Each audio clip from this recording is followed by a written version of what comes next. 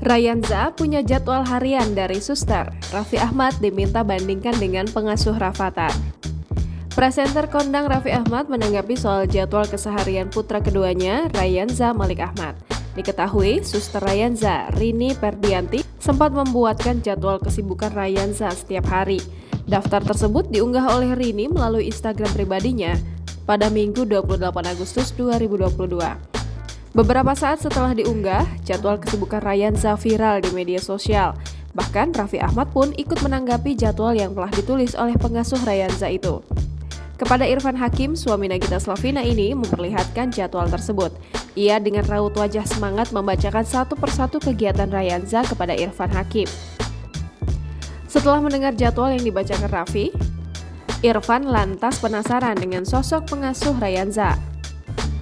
Kemudian Raffi diminta untuk membandingkan dengan pengasuh Rafathan Malik Ahmad, Lala. Suami Della Sabrina ini meminta Raffi menilai mana yang terbaik antara cara mengasuh Rini dan Lala. Dikatakan Raffi, cara mengasuh antara Rini dan Lala memiliki tipe yang berbeda. Meski demikian, kedua pengasuh putranya sudah bekerja dengan baik. Kembali, Irfan menyinggung soal niat baik Raffi pada Lala yang sudah membiayai kuliah.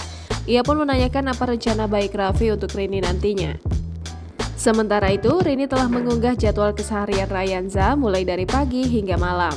Dimulai dari pukul 6.00 waktu Indonesia Barat, Rayanza bangun dan minum vitamin.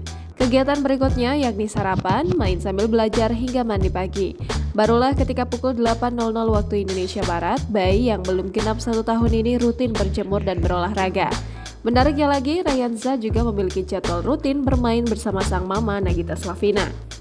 Seperti pada pukul 14.30, Rayanza bisa bermain bersama Nagita hingga syuting dan foto-foto.